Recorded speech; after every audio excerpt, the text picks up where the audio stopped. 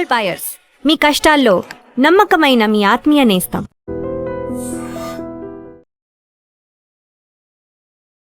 భారతీయ సినీ పరిశ్రమలో ఒక శకం ముగిసింది. తన అద్భుతమైనటువంటి ప్రతిభతో వెండితెరపై సరికొత్త విప్లవాన్ని సృష్టించిన ప్రముఖ దర్శకుడు, నటుడు భారతీరాజా ఇక లేరు.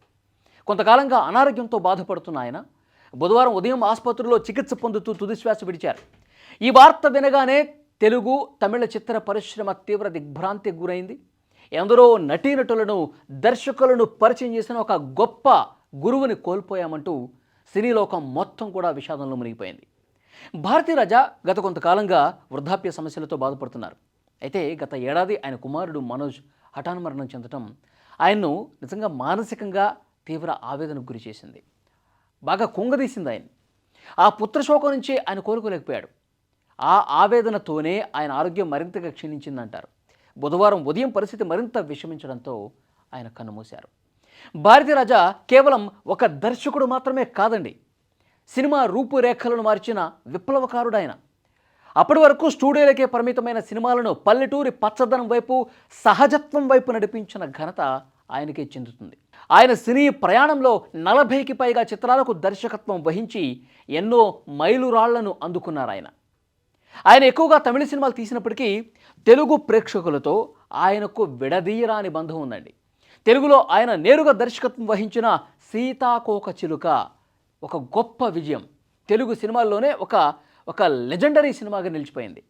కొత్త జీవితాలు, మెగాస్టార్ చిరంజీవితో ఆరాధన, జమదగ్ని ఇలాంటి చిత్రాలు సూపర్ హిట్ అయ్యాయి. ముఖ్యంగా సీతాకోకచిలుక గురించి ప్రత్యేకంగా మాట్లాడతారు, ఒక క్లాసిక్గా చెప్తారు. చిత్ర పరిశ్రమకు భారతీరాజా అందించిన నటీనటులు, సాంకేతిక నిపుణులు చాలామంది ఉన్నారు. రాధిక, రాధ, ముచ్చర్ల అరుణ ఇలాంటి స్టార్ నటులను వెండితెరకు పరిచయం చేసింది ఈయనే. అలాగే ఆయన దగ్గర పనిచేసిన ఎందరో శిష్యులు గొప్ప దర్శకులుగా మారారు. మన తెలుగు సీనియర్ దర్శకుడు వంశీ కూడా భారతీరాజా శిష్యుడే కావటం విశేషం. ఇక దర్శకత్వానికి రిటైర్మెంట్ ప్రకటించిన తర్వాత భారతీరాజా నటుడిగాను తన సెకండ్ ఇన్నింగ్స్ ప్రారంభించారు. సుమారు 20 సినిమాలు అనుకుంటా కీలక పాత్రలు పోషించి నటుడిగాను మెప్పించారు ఆయన. చివరిగా మోహన్ లాల్ నటించిన తుడరం అనే చిత్రంలో ఆయన నటించారు. సినిమా రంగానికి ఆయన చేసిన సేవలకు గాను 2004లో కేంద్ర ప్రభుత్వం పద్మశ్రీ పురస్కారంతో సత్కరించింది కూడా. అలాగే ఆయన ప్రతిభకు గుర్తింపుగా 6 జాతీయ అవార్డులు దక్కాయి. సినిమాను అమితంగా ప్రేమించి, శ్వాసించి, స్వప్నించి వెండితెరపై అద్భుతాలు సృష్టించి భారతీరాజా మరణం అనేది నిజంగా ఒక్క తెలుగు ఇండస్ట్రీకో, తమిళ ఇండస్ట్రీ కాదు, భారతీయ చలనచిత్ర రంగానికి ఆయన అందించిన సేవలు నిజంగా చిరస్మరణీయమని చెప్పాలి. ఒక గొప్ప దార్శనికుణ్ణి చిత్ర పరిశ్రమ కోల్పోయింది. ఆయనకి ఘనంగా ప్రతి ఒక్కరూ నివాళులర్పిస్తున్నారు.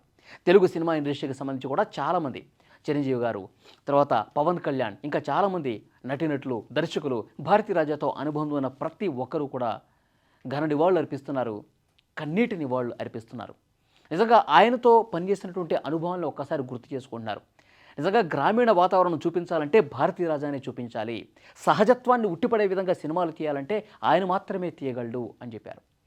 మొన్న రాధిక గారు ఆయన చివరి రోజుల్లో వెళ్ళి కలిస్తే నువ్వు చివరగా చేసినటువంటి లేటెస్ట్ సినిమా ఏదైతుందో దానికి నేషనల్ అవార్డు వస్తుందమ్మా అని చెప్పి భారతీరాజా అంటే, అప్పుడు రాధిక గారు ఏమన్నారంటే, ఆ అవార్డు మీ పాదాల దగ్గర పెడతాను గురువు గారు అని చెప్పారు. అంటే గురువు మీద తనకున్నటువంటి అభిమానాన్ని, ప్రేమను రాధిక ఆ విధంగా వ్యక్తం చేశారనమాట.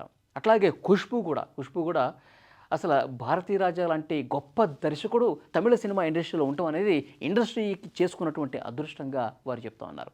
అలాగే రజనీకాంత్తో, కమల్ హాసన్తో ఎన్నో గొప్ప సినిమాలు చేశారు.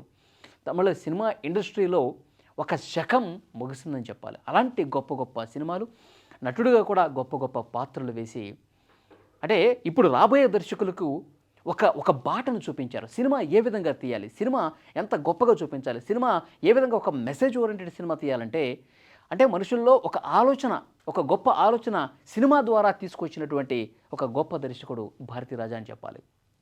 ఈరోజు తమిళ సినిమా ఇండస్ట్రీ కాదు, తెలుగు కాదు, భారతదేశంలో ఉన్నటువంటి అనేక మంది గొప్ప గొప్ప దర్శకులు, గొప్ప గొప్ప ఆర్టిస్టులు అందరూ కూడా భారతీరాజాకు ఘన నివాళులు అర్పిస్తున్నారు.